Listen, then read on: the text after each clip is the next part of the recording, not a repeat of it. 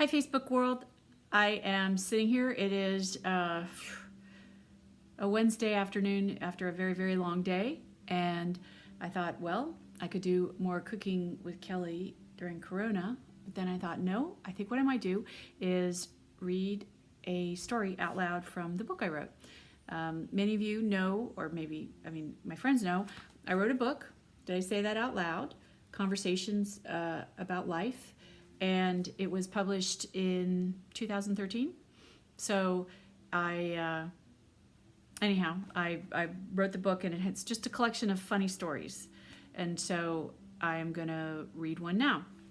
And this is actually one of the favorites from people that I've heard from that read the book. And it's called What I Would Say If I Were the Flight Attendant. In my job, I spend a lot of time on airplanes. So much time, in fact, that I had pretty much memorized the safety announcements the flight attendants must recite prior to takeoff. This was probably a waste of time since I'd never actually seen anybody pay attention to the announcements. We were all too busy looking at some sort of handheld electronic device. Not to mention that some of the legally required jargon is just plain stupid. Demonstrating how to use a seatbelt, really? No wonder nobody listens. I think the Airplane Safety Commission, or whatever they are called, should spend a little more time crafting a better, more engaging safety message. However, I know that they are very busy keeping tabs on the new Boeing 787 Dreamliner as the manufacturer tries to figure out how to keep the airplane from catching on fire. With this in mind, I have taken the liberty of drafting an alternative, which I am going to put in the mail to the Commission as soon as I can figure out the right address. Hello, everyone. Please take a moment to listen as I explain the safety features of this aircraft.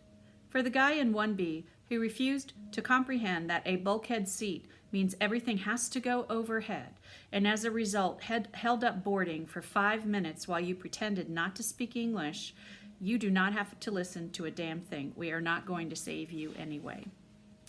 Please make sure your seatbelt is fastened. I am not going to bother demonstrating how to fasten a seatbelt because if you don't know how to do this by now, you have no business being on an airplane and should exit immediately. Most of you walked by the emergency exits on the way to your seat.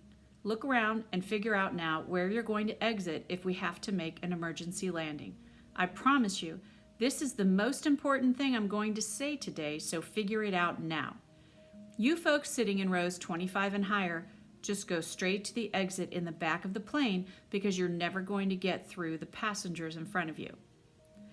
If we do have an emergency landing, I would like to ask the little old ladies in seats 9B through 12C, who are clearly traveling together because each of you boarded with 3 shopping bags apiece plus your handbags, to just stay seated. You are old, you move too slowly, and you will just get in the way. When the rest of the airplane is empty, you can exit.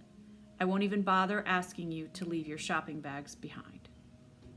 Your seat cushion is a flotation device. In the unlikely event that we crash into water and do not sink like a rock wrapped in chainmail, grab the seat cushion on your way out of the plane. That means you will not have room to carry your laptop, purse, or carry-on bag. You will be holding on to that cushion for dear life. So I hope you backed up your hard drive before you left the house this morning, and if not, shame on you.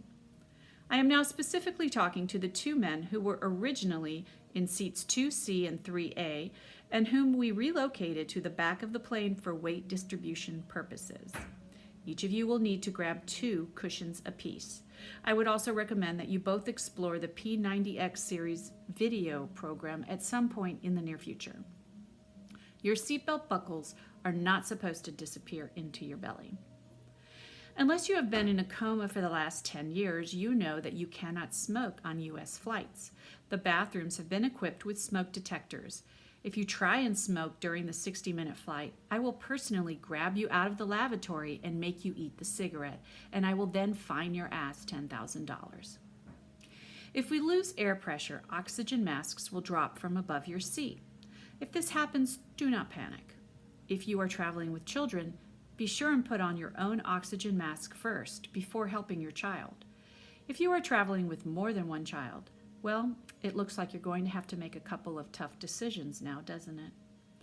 And to the lady in seat 14A traveling with Little Miss Attitude, I suggest you leave that teenager to figure it out on her own.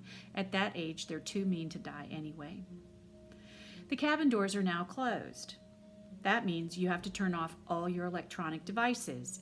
Do not make me call you out. Hey you, yes, I'm talking to you, the redhead in seat 15D. Shut that laptop right now. Do not make me use my mom voice. We will not be passing out any amenities during this flight because we are bankrupt. You should have packed your own snack. If you need me for anything, you can hit the call button above your head. Only hit it once. I am not deaf, and if you keep hitting it, I'm going to slap you upside your head when I get to your seat. Once we are airborne, the captain will come on the speaker to give you more information about your flight. He will sound like a mutant ninja turtle talking through a mouthful of marbles. You will not understand a single word he says, so don't bother listening. Now please sit back and enjoy your flight. So I hope you enjoyed an excerpt from my book. I will leave me a message if you'd like to hear some more stories, because there's quite a few of them in here. And I hope you all stay safe and wash your hands.